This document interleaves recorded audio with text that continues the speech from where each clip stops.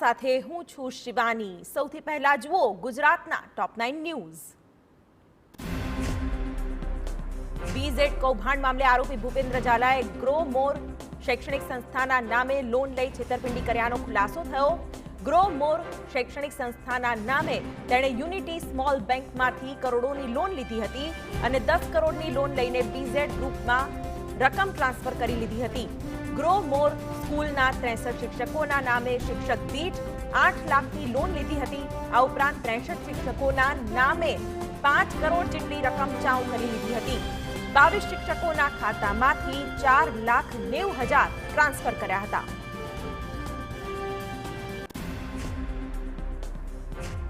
તો બીઝેડ ગ્રુપમાં સરકારી શિક્ષકોની સંડોવણી મુદ્દે જિલ્લા શિક્ષણ અધિકારીએ તાલુકા શિક્ષણ અધિકારીને શિક્ષકોની તપાસ કરવા સૂચના આપી। કહ્યું બીઝેડ સાથેની પ્રવૃત્તિઓમાં જોડાયેલા શિક્ષકોની વિગતો મેળવવામાં આવશે। ફોટો વિડીયો સહિતના પુરાવા હાથ લાગશે તો તેમની સામે કાર્યવાહી કરાશે। મહત્વનું છે કે 10 દિવસ અગાઉ ભૂપેન્દ્ર ઝાલાની શૈક્ષણિક સંસ્થા ગ્લોબલ કેમ્પસમાં શિક્ષકોની બદલીનો કેમ્પ યોજાયો હતો। 2000 શિક્ષકોને બીઝેડ કેમ્પસના નામે મોકલાયા કોલ લેટર।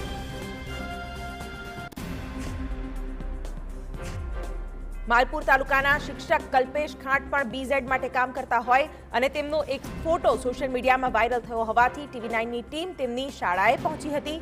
આરોપી શિક્ષક સતત અનેક મહિનાઓથી ગેરહાજર છે। શાળાના સ્ટાફને તેમના વિશે કંઈ પણ જાણ નથી તેવું જણાવવામાં આવ્યું।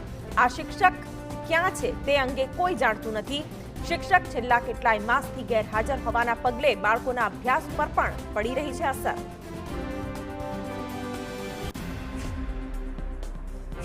આ તરફ કૌભાંડ મુદ્દે રાજનીતિ પણ ગરમાઈ છે। કોંગ્રેસ પ્રદેશ અધ્યક્ષ શક્તિસિંહ ગોહિલે ભાજપ પર પ્રહાર કર્યા અને માંગ કરી છે કે જો ભાજપને રોકાણકારોને ન્યાય અપાવવામાં રસ હોય તો સુપ્રીમ કોર્ટના સિટિંગ જજની અધ્યક્ષતામાં CBI તપાસ કરવામાં આવે અને કૌભાંડી ભૂપેન્દ્ર ઝાલાની ત્વરિત અસરથી ધરપકડ કરવામાં આવે।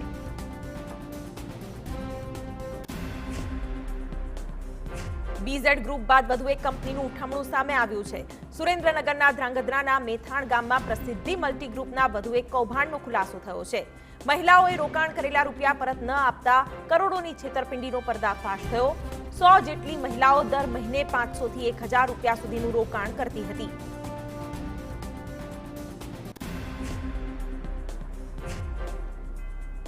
તો બનાસકાંઠાના પાલનપુરમાં પણ એસટી વિભાગમાં નોકરી કરતો જુનિયર ક્લાર્ક બન્યો ઠગબાજ।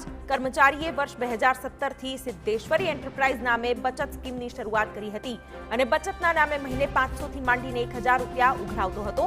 આરોપીએ ગરીબોના પૈસાથી નાવ સ્ટાર વે નામની કંપની શરૂ કરી અને ગુજરાતભરમાં રોકાણના નામે ફુલેકું ફેરવ્યું। રોકાણકારોના રૂપિયા લઈને ભૂગર્ભમાં ઉતરી જનાર આરોપીને એસટી વિભાગે 3 વાર નોટિસ પણ ફટકારી હતી। આ તરફ મહેસાણામાં પણ નાવ સ્ટાર્ટની મૂડીરોકાણની સ્કીમમાં લોકોના નાણાં ફસાયા હોવાનો આરોપ લગાવ્યો છે। નિરંજન શ્રીમાળી નામનો શખ્સ નાવ સ્ટાર્ટ નામે સ્કીમ ચલાવતો હતો અને મૂડીરોકાણ પર રોજના 1% વળતરની લાલચ આપતો હતો। 1,20,000ના મૂડીરોકાણ પર રોજના રૂપિયા 1100 ચૂકવવાનો વાયદો કરાયો હતો। 5 મહિનાથી રોકાણકારોને નાણાં મળતા આવતીકાલે ભોગ બનનાર લોકો પોલીસ ફરિયાદ કરી શકે છે। રાજ્યમાં ઈ-કેવાયસીને લઈને કેબિનેટ પ્રધાન કુંવરજી બાવળિયાએ બાહેધરી આપતા કહ્યું કે આગામી દિવસોમાં સમસ્યાનું સમાધાન આવશે। લોકોની સમસ્યા દૂર કરવા પુરવઠા વિભાગ એક્ટિવ છે। કનેક્ટિવિટીની સમસ્યા હોય તો તે દૂર કરાશે। તેમણે કહ્યું કે રાજ્યમાં અત્યાર સુધીમાં 2,75,00,000 લોકોના ઈ-કેવાયસી કરવામાં આવ્યા છે। સાથે જ અધિકારીઓ દ્વારા સતત મોનિટરિંગ કરવામાં આવી રહ્યું છે। આધાર કાર્ડની કીટોની સંખ્યા વધારવા અને કીટોના પ્રશ્નો ઉકેલવા બેઠક યોજવામાં આવી રહી છે।